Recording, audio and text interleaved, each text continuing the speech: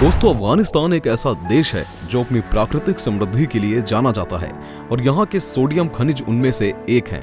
यहाँ की सोडियम खनिज संसाधनें विश्व की सबसे बड़ी हैं और ये अफगानिस्तान के विकास में महत्वपूर्ण भूमिका निभा रही हैं। तो दोस्तों, आज हम बात करने वाले हैं अफगानिस्तान के एक जिले नमक एब में शुरू किए गए अफगानिस्तान के लार्जेस्ट सॉल्ट कैनाल प्रोजेक्ट के बारे में, जो कई लाख अफगानियों की जिंदगी बदल सकता था। यह नमक भंडार अफगानिस्तान के समृद्ध संसाधनों में से एक है जो हमारे समझ में अभी भी अनपेक्षित रहता है। तो क्यों ये प्रोजेक्ट शुरू किया गया, क्यों अफगानी सरकार को इस प्रोजेक्ट को डिस्ट्रॉय करना पड़ा और इस प्रोजेक्ट ने लोगों की जिंदगी को किस तरह अफेक्ट किया, तो वीडियो को लास्ट तक बिना स्किप किए देखिएगा। लेकिन चैनल को सब्सक्राइब करना बिल्कुल भी मत भूलिएगा। दोस्तों, पानी की कमी से जूझते हुए अफगानिस्तान में तालिबान सरकार ने कई आर्टिफिशियल कैनाल प्रोजेक्ट शुरू किए, जिसमें गोश्त टेपा कैनाल प्रोजेक्ट सबसे बड़ा प्रोजेक्ट कहा जाता है, ताकि अफगानिस्तान में पानी की कमी से जूझ रहे लोगों को राहत मिल सके और बेरोजगारों को रोजगार। ऐसा ही एक salt mining canal construction project Afghanistan के तकार प्रांत के नमक एब जिले में भी शुरू किया गया था, लेकिन इस प्रोजेक्ट को 2016 के बीच में ही रोक दिया गया और 56 मिलियन अफगानी करेंसी बर्बाद हो गए। लेकिन ये प्रोजेक्ट क्या था, ये जानने से पहले अफगानिस्तान के इस प्रांत के बारे में जानना बेहद जरूरी है। तो दोस्तों, अफगानिस्तान में कुल मिलाकर 34 प्रांत हैं और इन 34 प्रांतों में 387 जिले हैं।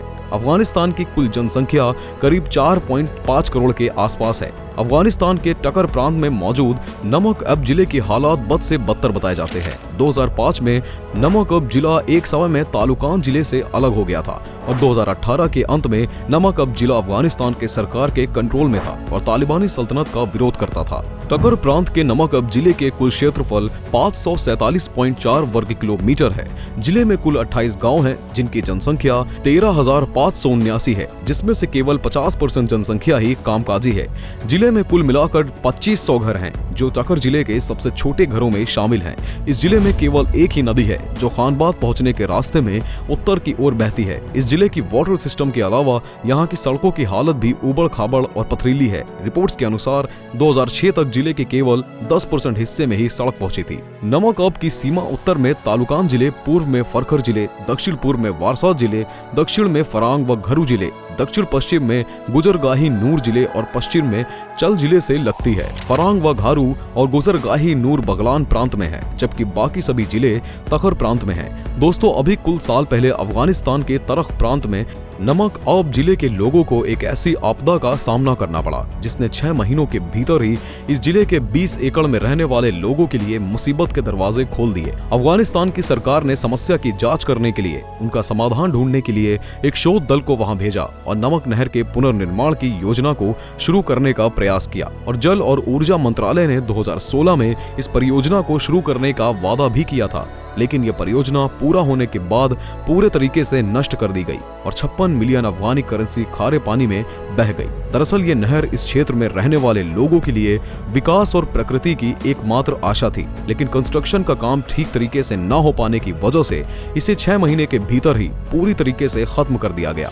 बताया जाता है कि इस नहर की कंस्ट्रक्शन से पहले समुद्र का खारा पानी तरख प्रांत की नमक की खदान से होकर गुजरता था और हर साल सैकड़ों एकड़ भूमि के विनाश का कारण बनता था। लेकिन अफगानी इंजीनियर की लापरवाही के चलते समुद्र के दोनों किनारों पर बनाई गई पत्थर और रेत की दीवारें पूरी तरीके से टूट गईं और अब झील का पानी नमक की खदानों से होकर गुजरता है, जिसकी वजह से पानी पूरी तरीके से खारा हो जाता है और इस पानी से खेतों की मिट्टी बंजर हो जाती है। अफगानिस्तान के इस प्रांत में खारे पानी की वजह से जानवरों और खेती को काफी भारी मात्रा में नुकसान झेलना पड़ता है, जिसकी वजह से नमक एब जिले के कई समुदायों ने यह फैसला किया कि अगर अफगानिस्तान सरकार नमक नहर के पानी के संरक्षण के लिए कोई प्रयास नहीं करेगी तो वो अफगानिस्तान में नमक का खनन बंद कर देंगे। बताया जा रहा है कि नमक नहर के संरक्षण के दौरान इंजीनियरों ने जरूरी मानकों का ध्यान नहीं रखा और समुद्र के चारों तरफ जो दीवार बनाई गई वो तेज पानी के बहाव को नहीं झेल पाई, जिसकी वजह से दीवारें पूरी तरीके से नष्ट हो गई और इस नुकसान का पूरा जिम्मा इस प्रांत के किसानों के सर पर डाल दिया गया। वहीं दूसरी तरफ इंजीनियर का कहना था कि ये परियोजना केवल एक प्रयोग की तरह से शुरू की गई थी, लेकिन मन मुताबिक परिणाम न मिलने की वजह से इन्हें बंद कर दिया गया। हालांकि इस परियोजना के लिए एशियाई विकास बैंक ने 56 मिलियन अफगानी डॉलर्स का निवेश भी किया था, जो पूरे तरीके से बर्बाद हो गए। अफगानिस्तान के तरख प्रांत के नमक एब जिले में मौजूद ये नमक नहर जिले के कुछ हिस्से को पीने और कृषि का पानी उपलब्ध कराती थी, लेकिन नमक के खनन क्षेत्र से गुजरने के बाद इसका पानी खारा हो गया और पीने लायक नहीं रह गया। इस वजह से इस नहर की वाटर कैपेसिटी को बढ़ाने के लिए सरकार ने फैसला किया। बताया गया कि ये नहर 1200 मीटर लंबी, 12 मीटर चौड़ी और 11,000 हेक्टेयर से ज्यादा की भूमिका की सिंचाई क्षमता के साथ बनाने का फैसला लिया गया था, जिसे राष्ट्रीय जल मामलों के प्रशासन की नई परियोजना राष्ट्रीय विकास की देखरेख में हेलमंड निर्माण विभाग की देखरेख में शुरू किया गया था। इस नमक में है परियोजना में बड़े बड़े पहाड़ों को काटकर उनकी जमीन को समतल कराना और पानी के बहाव को मोड़ने के लिए रास्ता बनाने जैसी गतिविधियां भी शामिल थी। इनके अलावा राष्ट्रीय विकास कंपनी और कई परियोजनाओं को भी शुरू करने वाली थी, जिससे इस क्षेत्र में रहने वाले लोगों को पर्यावरणीय और आर्थिक समस्याओं में सुधार होगा और उनकी खेती की जमीन फिर से हरी भरी हो पाएगी। इसी के साथ यहाँ पर रहने वाले लोगों को रोजगार भी मिल पाएगा। नमक नहर परियोजना को 2023 में फिर से शुरू करके पूरा कर दिया गया है और इसके विकास से इस स्थान पर रहने वाले लोगों के बीच में फिर से खुशहाली लौट आई है। लोगों को पानी के साथ साथ फल, सब्जियां और खेती बाड़ी से मिलने वाला अनाज भी मिल रहा है और लोग खुशहाल जिंदगी जी पा रहे हैं।